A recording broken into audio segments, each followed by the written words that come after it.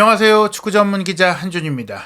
이미 한국 축구의 살아있는 역사라고 할 수 있는 캡틴 손흥민 선수가 2026 피파 월드컵 아시아 2차 예선 태국과 C조 3차전 홈 경기를 마친 이후에 최근 대표팀 은퇴를 고민했다고 밝혔던 인터뷰에 대한 솔직한 심정을 추가적으로 밝혔습니다. 한국에 들어와서 다시 한국 대표팀의 유니폼을 입고 대한민국 대표팀의 주장완장을 차고 치른 경기 이후 한국 팬들 그리고 한국 기자들 앞에서 아시안컵 이후 정말 많은 힘든 그 정신적인 심정적인 부분들에 대해서 돌아보고 또 그에 대한 다짐까지 전한 인터뷰였는데요. 2023 카타르 아시안컵 기간 중에 몸싸움으로까지 번졌던 이강인 선수와의 충돌, 하극상 사태 이후 후배인 이강인 선수와 함께 뛰는 것에 대한 솔직한 생각도 전했습니다. 최고의 선수이자 최고의 리더 그리고 최고의 사람으로서 한국 사회 혹은 전 세계 스포츠계의 귀감이 되고 있는 손흥민 선수의 인터뷰 전체 내용 정리하고 해설해드리도록 하겠습니다. 먼저 대한민국의 경기 결과는 아쉬웠습니다. 3월 21일 목요일 저녁 서울 월드컵 경기장에서 태국과 1대1로 비겼는데요. 피파 랭킹 22위인 대한민국이 101위로 79계단이나 아래에 있는 태국과의 홈 경기, 사실은 손흥민 선수의 득점이 아니었다면 질 뻔했던 그런 경기를 치러야 했는데요. 이 경기를 마치고 나서 손흥민 선수가 대표팀 은퇴 코앞까지 갔었던 마음을 솔직하게 밝혔고, 또 이번 경기 무승부의 결과와 또 내용과 앞으로 대표팀의 운영 방향과 축구에 대한 생각들을 전했습니다. 그 질문과 답변, 경기 후 믹스드존에서 가진 인터뷰 내용들 살펴보겠습니다. 먼저 이날 경기 소감에 대해서 결과가 상당히 아쉬운 부분인 것은 어쩔 수 없이 사실인 것 같아요 라고 하면서 1대1 무승부는 분명히 만족할 수 없다라고 했습니다. 그럼에도 불구하고 짧은 시간 동안 선수들이 노력해서 긍정적인 부분들도 많이 나왔다라고 생각을 하고, 결과는 이제 저희가 조금 더 잘 준비해서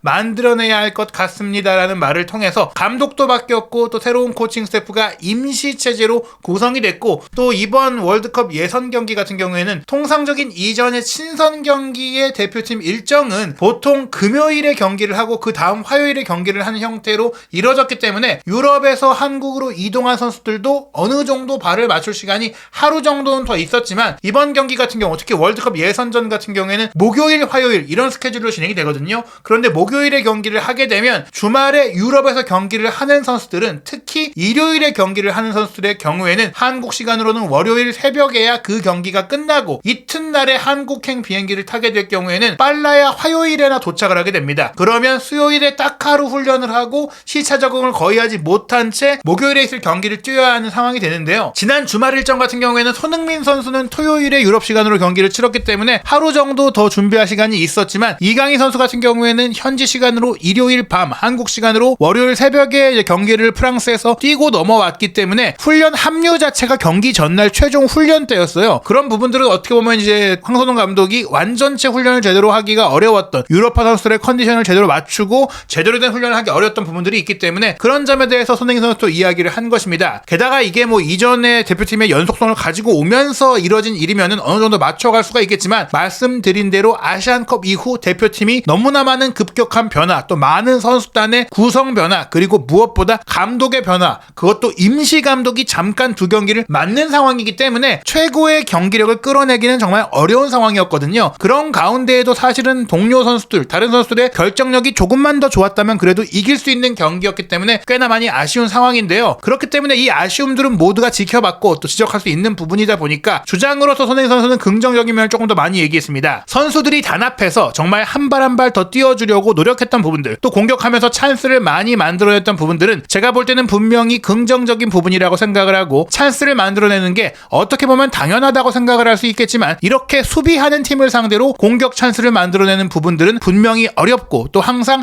생각하는 숙제인 것 같아요 라고 이야기를 하면서, 특히 1대1 상황 이후에 태국이 완전히 내려서서 잠그는 상태에서 어떻게 보면 그 당시부터 또 이강인 선수가 투입되어서 손흥민 선수와 함께 연계하면서 수많은 기회를 창출하고도 정말 운이 따르지 않거나 결정력의 아쉬움들이 있었기 때문에 이기지 이기지 못했던 것은 그런 팀을, 그런 밀집 수비를 상대로 기회를 만든 것은 우리가 비록 골을 넣어서 이기지는 못했지만 분명히 좋은 점도 있었다라고 손흥민 선수가 이야기를 한 것입니다. 물론 그럼에도 불구하고 우리가 좋은 찬스를 만들어냈지만 운도 없었고 또 상대 골키퍼가 좋은 선방을 했던 것도 사실이지만 이런 부분들은 분명히 좋은 현상이었다라고 이야기를 하면서요. 가장 좋았던 것들은 선수들이 정말 뭉쳐서 무언가라도 한 번이라도 더 해보려고 또 같이 해보려고 했던 것들은 분명히 오늘 경기에서 얻어낼 수 있는 가장 좋은 긍정적인 것이라고 생각한다라는 말을 통해서 아시안컵 기간에 손흥민 선수가 대표팀 은퇴까지 고민했던 게 이렇게 팀이 하나로 똘똘 뭉쳐서 같은 목표의식을 갖고 축구 팀 하나만 보고 딱 이렇게 경기에 임하는 그런 자세가 좀 안 되는 것 같다. 그런 마음 때문에 회의감을 느꼈던 손흥민 선수인데 그런 아픔 속에 더 강해진 게 아닐까. 그런 사건 이후 이번 경기를 준비했던 대표팀 선수들의 태도는 손흥민 선수가 봤을 때는 흡족했다라고 이야기를 한 것입니다. 감독이 바뀐 상황에서 손발을 맞출 시간이 부족했는데 조직력이 어느 정도라고 생각하느냐는 기자의 질문에 대해서 손흥민 선수는 사실은 그런 와중에서도 좋은 플레이를 만들어냈다는 게 제가 아까 얘기한 긍정적인 요소라고 생각을 해요 라는 말을 통해서 분명히 경기를 준비하기에는 불리하고 어려운 상황이었다. 우리의 홈 경기였지만 유럽파의 비중이 또 높은 한국 대표팀 입장에서는 태국보다도 훈련 컨디션이 좋지 않을 수밖에 없었던 이번 경기거든요. 손흥민 선수는 전체적으로 모여서 운동을 한 게 단 하루밖에 되지 않았기 때문에 그럼에도 이렇게 찬스를 만들어내는 건 사실 쉬운 게 아니다라고 얘기하면서 선수들의 호흡도 경기를 매번 같이 뛰던 선수들도 아니고 새로운 선수들이 들어옴으로써 또 이런 플레이를 이해하고 하는 데 있어서 분명히 시간이 오래 걸리는데도 불구하고 오늘 같은 경기는 서로 대화를 통해서 만들어내는 부분들이 분명히 진짜 칭찬받아야 되는 부분이라고 생각한다라고 이야기를 했습니다. 조직력은 정말 대표팀에 와서 훈련할 수 있는 시간이 많이 없지만 이런 부분들을 운동장에서 짧은 시간이지만 서로 많은 대화 그리고 또 훈련을 통해서 많이 맞추려고 노력을 하고 또 그렇다면은 점점 더 좋아질 거라고 생각하고 그렇기 때문에 앞으로 상당히 기대를 하고 있다라고 했는데요. 결국에는 이제 경기나 훈련 외적인 시간까지도 대표 선수들이 소집되어 있을 때는 서로 많이 대화하고 많이 또 그런 축구에 대해서 서로 더 조직력을 또 끌어올리기 위한 생활적인 면을 함께 해야 된다고 이야기를 한 것인데 그런 면들이 분명히 아시안컵에서 아쉬웠고 그것이 우승하지 못한 이유가 아니겠느냐를 또 한 번 돌아볼 수 있고 생각할 수 있는 그런 손흥민 선수의 발언이라고 할 수 있겠습니다. 기자회견에서 가장 많이 강조했던 것 중 하나가 바로 하나로 똘똘 뭉치겠다라는 이야기였다라면서 기자들이 추가적인 질문을 했는데요. 오늘 태국과의 경기에서 손흥민 선수가 스스로 느끼기에 지난 아시안컵의 아쉬움을 털어내기에 충분했는지 정말 선수들이 하나로 똘똘 뭉쳤는지에 대한 질문이 있었는데요. 이에 대해서 손흥민 선수는 조금 전에도 말했다시피 가장 크게 얻어낸 수확이 그것이다. 태국을 이기지 못한 1대1 무승부라는 결과는 분명히 아쉽고 경기력 자체도 사실은 조금 조직력이 아쉬웠던 것은 맞지만 선수들이 똘똘 뭉친 이런 정신 자세, 팀 정신은 분명히 수확이다. 그러니 이런 자세로 앞으로 계속 준비를 한다면 우리 대표팀이 앞으로 더 발전할 수 있겠다라고 이야기를 한 것입니다. 앞으로의 미래에 있어서 더 중요한 것은 이렇게 똘똘 뭉치는 것 말고는 없다. 팀 정신이다라고 손흥민 선수가 강조했는데요. 그런 부분에서 경기에서 뛰는 선수들 그리고 경기에서 뛰지 않는 선수들 정말 모두가 하나가 되기 위해 노력하는 모습들이 우리 대표팀에 가장 필요한 것이었는데 그런 모습을 보여줬기 때문에 선수들에게 너무 고맙다는 말을 꼭 해주고 싶다. 주장으로서 팀을 뭉치게 하는 것 정말 본인의 경기력 이상으로 정말 힘든 부담과 책임감이 있는 그 부분들이 지난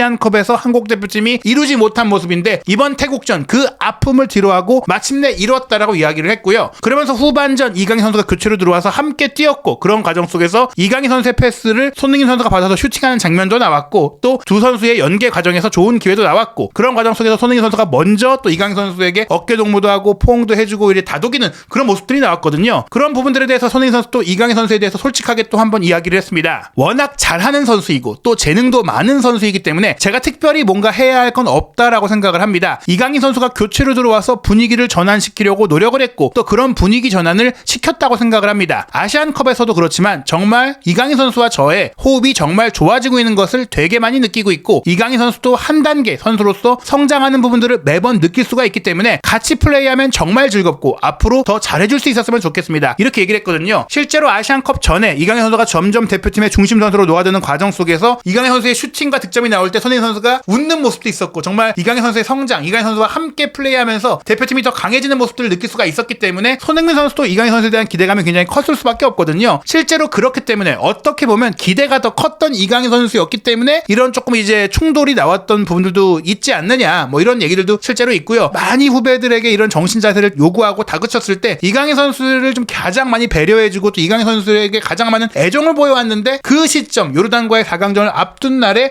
그 믿었던 이강인 선수가 좀 그런 상황에 자중하라고 했을 때 뭔가 손흥민 선수의 선수의 말에 대해서 그런 공개적인 자리에서 조금 이제 예상치 못한 반응을 한 것에 대해서 손흥민 선수도 분명히 화가 났을 수 있는 그런 부분인데 그 뒤에 결국엔 이강인 선수의 진심 어린 사과와 그를 통해서 오히려 그런 아픈 상황과 상처들이 더 굳어지게 되는 대표팀을 더 강하게 만든 상황이 됐고 무엇보다 또한 손흥민 선수가 대표팀에서 커리어를 이어가고 도전을 하는 과정 속에 있어서 팀 정신을 만들어가는 과정에 있어서 이 사건이 오히려 전화위복이 될 수 있고 무엇보다 이강인 선수가 갖고 있는 창의성과 이런 날카로운 플레이 능력들은 미드필더 플레이메이커로서 손흥민 선수에게 큰 또 지원군이 될 수 있는 부분에 있어서 이렇게 둘이 이제 안전히 갈라서고 또 이것이 대표팀의 앞으로의 미래에 계속해서 악영향을 미친다면 그것은 손흥민 선수에게도 그렇고 한국 축구의 미래와 앞날에 있어서도 결코 좋지 않은 일이라는 것을 손흥민 선수도 알고 있기 때문에 이런 상황을 그렇다고 그냥 무턱대고 이해해주고 그냥 넘어가고 이럴 수는 없는 거거든요. 공론화가 된 이 상황을 가장 잘 봉합할 수 있는 그 시나리오를 손흥민 선수가 만들면서 또 이렇게 품어주면서 잘 넘어갔다라고 생각이 듭니다. 무엇보다 손흥민 선수와 이강인 선수가 한국이 낳은 정말 흔치 않은 월드 클래스 공격수라는 점에 있어서 이강인 선수가 이 일을 계기로 반성하고 또 이제 개선하고 마음을 다 잡고 또 손흥민 선수의 뒤를 잇는 손흥민 선수와 함께하는 최고의 파트너가 될 수 있다면 그것이야말로 가장 이상적인 이번 사태의 결론이라고 할 수 있을 것 같습니다. 이날 경기 손흥민 선수가 자신의 A매치 45호 골을 기록하면서 한국 대표팀 역사상 A매치 통산 득점 단독 3위에 올랐습니다. 2위인 현 황선홍 임시 감독이 현역 선수 시절에 대표팀 선수로 50호 골을 기록한 바가 있기 때문에 5골 차이로 좁혔고 이 기록을 깰 것이 유력시되고 있고요. 차범근 전 선수가 역대 58골, 피파 공인 기록으로는 55골인데 한국의 역대 A매치 최다골 기록을 갖고 있는데요. 이제 손흥민 선수가 10골 내지 13골 차이니까 아마도 이 커리어 안에 충분히 달성할 수 있는 신기록이 될 수 있다. A매치 역대 출전 5위 기록도 함께 갖고 있거든요. 이 기록도 분명히 손흥민 선수가 오늘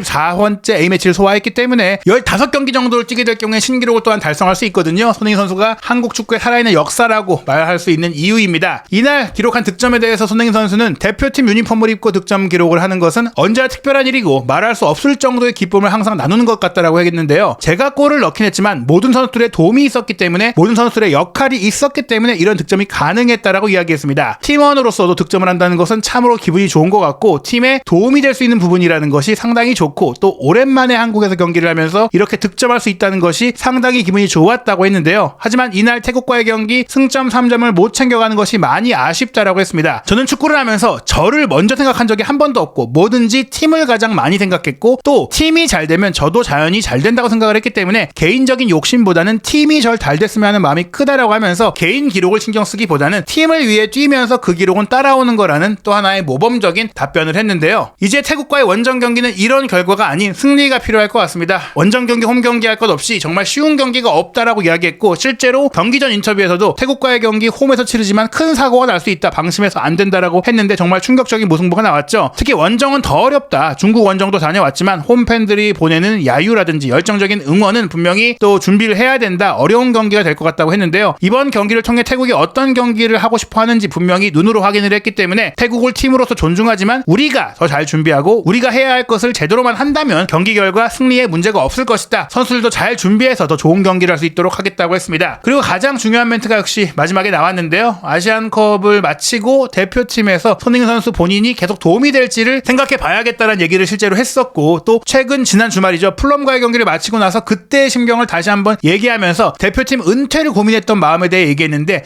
지금 이제 마음에 대해서 이제 직접적으로 팬들에게 또 한국에 와서 어떻게 좀 얘기할 수 있겠느냐라는 질문이 있었거든요. 여기에 대해서 손흥민 선수가 한 5초에서 10초가량의 정적을 갖고 생각을 좀 하고 대답을 했는데요.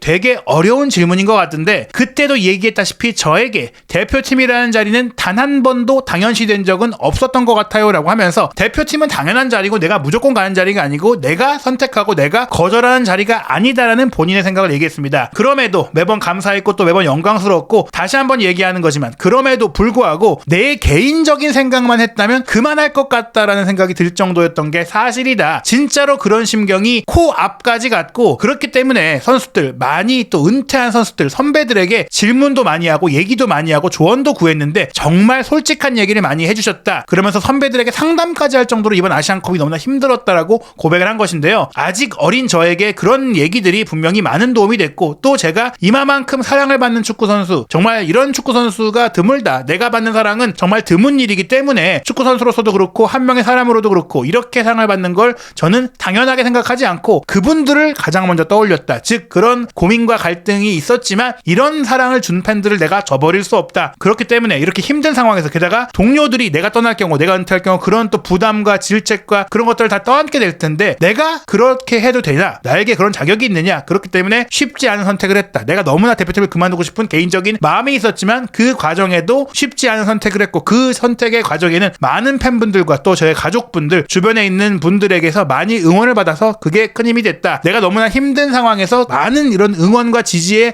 얘기들이 정말 힘이 됐고 그를 통해서 내가 대표팀에서 힘들었던 것들을 이겨낼 수 있었다. 그리고 이제 본인이 축구 팬들과 한 약속, 내가 몸이 되는 한 내가 대표팀을 먼저 물러나진 않겠다. 대표팀에 내가 필요한다고 하는 한 내가 대표팀을 먼저 물러나지 않겠다라고 했던 그 약속을 꼭 지키고 싶다. 앞으로 내가 또 한 번 이렇게 약한 생각을 다시 하지 않을 수 있도록 더 강한 사람으로 성장할 수 있으면 좋겠다. 본인이 약했다라고 얘기한 발언까지도 정말 엄청난 인품이라고 생각이 됩니다. 정말 제가 몸이 되는 한 또 대한민국 대표팀이 저를 필요로 하는 한 김민재 선수가 얘기했듯이 대가리 받고 열심히 하겠습니다 라고 말을 하면서 이제 더 이상 대표팀에 대해서 은퇴라는 생각 하지 않겠다. 대표팀이 나를 필요로 한다면 언제든지 오겠다라는 마음을 강조했습니다. 앞서 이제 선배들 은퇴한 선배들하고 얘기했다라고 했는데 그게 어떤 선배냐, 박지성 선배냐 이런 얘기를 질문이 있었거든요. 실제로 박지성 전 선수가 이제 런던에 살고 있기 때문에 손흥민 선수가 자주 또 의견을 내놓을 수 있는 선배인데요. 지성이 형도 있지만 또 기성용, 성룡이 형도 있고 또 많은 선배들이 있고 대표팀 코치였던 차두리 코치에게도 얘기를 많이 나눴다. 또 축구 외적으로 정말 인생 선배분들에게도 질문을 많이 했던 것 같다. 아버지께도 여쭤보았고 또 항상 저에게 도움이 되는 정말 진심으로 조언을 하는 분들에게 많이 이제 얘기를 구했는데 이 자리를 통해서 그렇게 조언을 정말 진심 어린 조언을 해준 분들에게 감사드린다는 말을 통해서 대표팀 선배 그리고 뭐 이제 축구계를 떠난 다른 뭐 인생의 선배들과 뭐 아버지 모든 이들에게 이런 얘기를 할 정도로 대표팀 은퇴를 고민했던 손흥민 선수의 마음 또 그 마음을 이겨낸 더 강해진 손흥민 선수의 이런 내면이 정말 많은 또 감동을 주는 것 같습니다. 이런 마음을 더 이상 대표팀의 다른 동료들이나 협회 뭐 관계자들 뭐 많은 이들이 더 이상 저버리면 안 될 것 같은데요. 말씀드린 대로 태국과의 경기는 손흥민 선수가 없었다면 졌을 수도 있는 내용이었습니다. 풀타임 소화하면서 2번의 키패스, 1번의 완전한 빅찬스 창출 그리고 무려 홀로 7번의 슈팅을 때렸고 그중에 하나가 날카로운 득점으로 연결이 됐죠. 드리블 성공률도 100%였고 히트맵을 보시면 아시겠지만 거의 전방위 활약을 펼쳤습니다. 전반 42분 정우영 선수의 기점 패스를 받은 이재성 선수의 컷백도 좋았지만 이 상태에서 각이 많지 않았고 골키퍼도 자리를 잡았고 상대 수비의 견제까지 있었는데 손흥민 선수의 왼발 깔아차기 감아 때린 슈팅이 골문 구석 옆그물을 때릴 정도로 날카롭고 정확하게 들어간 것은 실제로 이 상황이 결코 쉬운 기회가 아니었다. 저 구석으로 차지 않았다면 골키퍼가 막을 수 있었기 때문에 그 한 틈 바늘구멍을 통과하는 정도의 엄청난 송곳 같은 결정력이었던 것이거든요. 이렇게 한국이 손흥민 선수 혼자 고군분투하던 가운데 후반 중반에 이강인 선수가 투입된 이후에는 이강인 선수와 함께 손흥민 선수가 무에서 유를 창조하는 멋진 콤비 플레이를 많이 보여줬습니다. 왼쪽과 전방의 손흥민, 오른쪽과 중앙의 이강인 선수가 정말 좋은 합을 보였는데요. 이강인 선수가 26분만 뛰고도 3개의 키패스를 기록했고 5개의 크로스를 연결했고 또 경합 승률 100%를 기록할 정도로 힘도 강해졌습니다. 69분에 이강인 선수가 가운데로 준 볼을 황희찬 선수가 왼쪽 깊숙이 연결해준 것, 김진수 선수의 컷백을 손흥민 선수가 마무리하면서 골이 된 줄 알았지만 김진수 선수가 오프사이드 위치에 있었는데 이것이 바로 이강인 선수가 한 번의 패스로 경기의 공격 방향을 바꿨던 장면이고요. 71분 같은 경우는 손흥민 선수와 이강인 선수가 원투 패스를 주고받은 이후 손흥민 선수의 슈팅까지 나왔지만 6탄방에 걸리면서 무산됐던 기회가 있고요. 88분 이 장면이 정말 기가 막혔는데요. 이강인 선수가 무려 5-6명 정도의 태국 선수가 자기 진영으로 물러가 있던 그 틈 사이로 날카로운 스루 패스를 찔러 넣었고 그 사이로 또 손흥민 선수가 빠져들어가면서 컷백을 준 것, 황인범 선수의 슈팅까지 있었는데 이 슈팅이 하필이면 골키퍼 정면으로 이어지면서 무산됐던 장면이 있었습니다. 그리고 그 슈팅이 튀어져 나온 이후에 이강인 선수가 오른발 슈팅까지 가져갔는데 역시 수비 6탄 방어에 막혔고 그러고도 골대 옆을 아슬아슬하게 빗나갈 정도로 이강인 선수가 들어오자마자 엄청난 경기 영향력을 보여줬거든요. 또한 세트피스 상황에서도 89분 이강인 선수의 코너킥을 조규성 선수가 헤더로 돌려준 것, 김영건 선수가 가슴으로 밀어넣으려고 했지만 약간 약하게 맞으면서 골키퍼에게 막혔고요. 후반 추가 시간 3분에는 이강인 선수의 크로스 패스를 태국 수비가 한 차례 걷어냈지만 그 공을 빠르게 조규성 선수가 헤더 슈팅으로 가져간 게 또한 아쉽게 윗그물에 걸리고 말았습니다. 그리고 후반 추가 시간 종료 직전인 96분에는 이강인 선수의 코너킥을 홍현석 선수가 헤더 슈팅으로 가져간 게 골대 옆으로 빗나갔거든요. 이렇듯 후반전 이강인 선수가 투입된 이후에 정말 많은 공격 기회가 나왔고 그러한 것들이 손흥민 선수에 대해 의존하고 손흥민 선수만 막으면 공격이 답답해지는 한국 대표팀의 아쉬움들을 해결해주면서 이강인, 손흥민, 손날두와 이메시 이 두 선수가 앞으로 한국 대표팀의 전성시대를 이끌 것이다라는 기대감들이 다시 한번 살아날 수 있었다. 아시안컵에서 있었던 그 일은 한국 축구 대표팀에 대한 전체적인 기대감까지 모두 빼앗아갈 정도로 정말 큰 정말 상처가 됐던 사건인데 그걸 잘 봉합하고 이제는 두 선수가 더 단단해진 파트너 파트너십을 이룰 수 있기를 좀 기대해 봐야 될 것 같습니다. 한편 월드컵 2차 예선 C조는 혼돈의 양상으로 이어지고 있습니다. 현재 한국이 2승 1무로 승점 7점인데요. 태국, 중국이 모두 승점 4점인 가운데 골득실 차에서 앞선 태국이 2위입니다. 만약 한국이 태국 원정에서 패배할 경우에는 태국이 승점 7점으로 한국과 승점이 같아지는 상황이 되고 중국이 또 싱가포르를 이긴다면 중국도 승점 7점이 될 수 있거든요. 싱가포르라는 확고한 약차가 있다고 하더라도 우리가 또 2차 예선을 통과하지 못할 상황은 중국도 그렇게 강한 팀이 아니기 때문에 충분히 걱정할 필요는 없겠지만 지금의 상황은 우리가 3차 예선을 톱시드로 가지 못할 또 우려가 되고 있거든요. 태국 원정 과연 어떻게 우리 대표팀이 헤쳐나갈 수 있을지 손흥민 선수와 이강인 선수가 태국 원정에서는 또 어떤 호흡을 보여주고 대표팀의 희망을 살리면서 승리를 안겨줄 수 있을지 한준TV에서 한국 대표팀 모든 일정과 소식들 확인하시기 바랍니다.